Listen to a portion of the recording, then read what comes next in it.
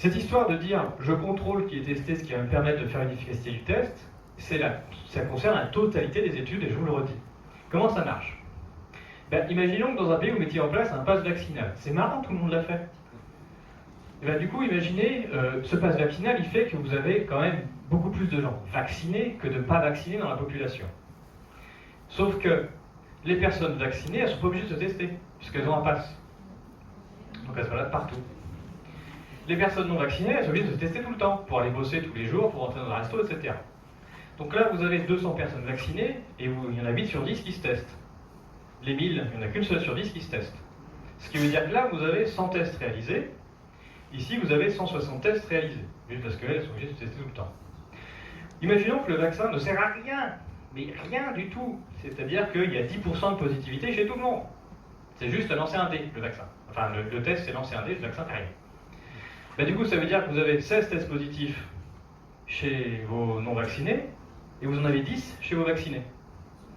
Et du coup, après, vous faites le ratio, vous dites, oula, j'ai 16 tests positifs sur une population de 200 personnes, ça fait du 80 pour 1000. Et là, j'ai que 10 tests positifs sur une population de 1000. Ah, ça fait que 10 pour 1000. Bilan, 90% d'efficacité. Si vous voulez de l'efficacité, vous comptez les tests réalisés, vous ne prenez pas en compte le nombre de tests réalisés, vous comptez les résultats positifs, vous divisez par la population en mettant en place un pass sanitaire, et vous avez un vaccin qui est efficace contre le fait de ne pas se tester. Point. Ce biais du nombre de tests, il n'y a aucune étude d'efficacité vaccinale qui ne le prend en compte. La première en Israël, c'est ce qu'elle fait. Elle compte le nombre de tests positifs dans la population et elle ne fait semblant de ne pas savoir qu'il y a un pass sanitaire. Et donc, il n'y a que les non-vaccinés qui se testent. Toutes les études de l'adresse du ministère de la Santé font pareil. La même chose. Ils ne prennent pas en compte ça. Alors qu'ils ont le nombre de tests, mais surtout, ils ne le prennent pas en compte. Ils disent juste, ce sont les non-vaccinés qui sont positifs. Oui. On arrive au 12 juillet, passe sanitaire, tout le monde est obligé de se tester. Les complètement vaccinés, ils ne se testent pas. Du coup, ils ne remontent pas de tests positifs. Les non-vaccinés, eux, ils se testent. Donc là, on est en plein mois de juillet. On vous dit, explosion du Covid, on a une maladie respiratoire mortelle en plein mois de juillet. Ça passe. On a appelé ça, combien vague, 4e vague, je crois. Ceux qui ont une primo-dose, aussi ils se testent. Au bout d'un moment, ça diminue parce qu'en fait, ils font leur 2e dose. Donc en fait, il y a moins de primo-doses, c'est tout.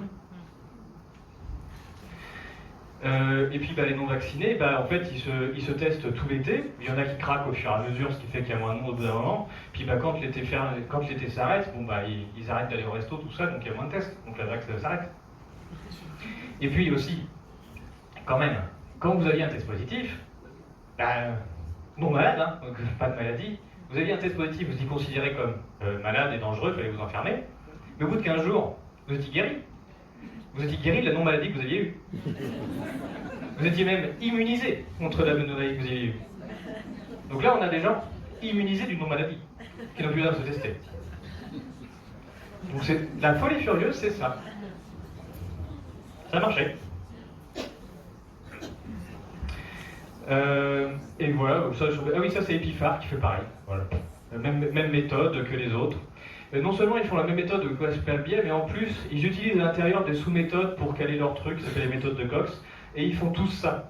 Alors que il y a plein de méthodes différentes, elles sont un peu toutes pourries, mais le fait qu'ils fassent tous la même chose, ça fait quand même penser que c'est la même personne, le même conseiller dans un cabinet de conseil, qui donnerait le même programme à tout le monde. Enfin, ça a l'air d'être aussi con que ça. L'efficacité vaccinale, c'est mon graphique préféré, parce que c'est Guillaume Rosier qui dit. Vous l'avez sur internet, vous tapez VaxImpact, vous tombez là-dessus, c'est toujours en ligne. La totalité de l'escroquerie Covid-19 elle est sur ce graphique. Et c'est Guillaume Rosier qui le met en ligne, donc je pense qu'il mérite sa Légion d'honneur. Et il est là. Comment on le voit? Donc ici, là, vous avez, le 12 juillet, je vous ai montré ça. Donc c'est que les non-vaccinés qui sont testés au départ. C'est un bug de données, je pense, mais bref. Donc du coup, c'est normal qu'il y ait plus de non-vaccinés que de vaccinés, donc il y a la place sanitaire.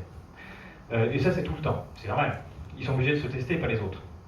Mais là arrive ensuite la menace de dire les vaccinés, il va falloir une 3e dose.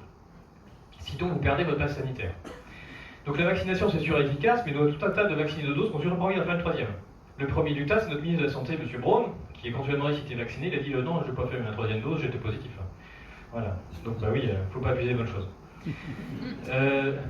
Donc ce qu'on a, c'est qu'à ce moment-là, donc arrive l'hiver, vous devez tous vous refaire une troisième dose, votre passe sanitaire fini.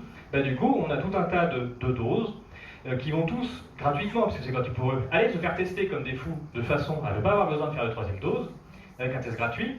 Et donc vous avez les vaccinés de dose, qui sont bien plus nombreux que les non-vaccinés à avoir des tests positifs en proportion.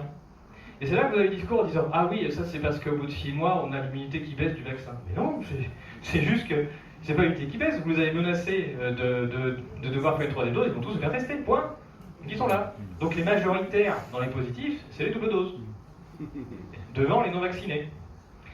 Et puis en dessous, on a les triples vaccinés qui eux se testent moins, parce qu'eux ils n'ont pas besoin, puis eux ils ont déjà fait leur rappel. Et là, il se passe un truc magique à cette date-là. Date-là, fin du pass sanitaire. Il se passe quoi à la fin du pass sanitaire? Du coup, les non-vaccinés, ils se font du coup, je vais arrêter de me tester. Et puis du coup, ceux qui se testent le plus et tout le temps avec la même constance, ce sont les triples doses. Donc c'est-à-dire que ce sont ceux qui sont le plus vaccinés du tas qui croient le moins que ça marche.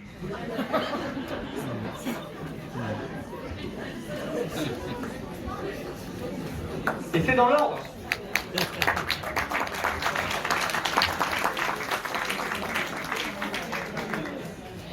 Ça prouve l'embrouilligamie dans lequel se trouvent les gens. J'ai reçu toutes mes doses, mais quand même, pour moi, ça marche pas, il faut quand même que je me teste. Mais quand même, je vais le faire le prochain coup, parce que ça marche. Mais quand même, ça marche pas.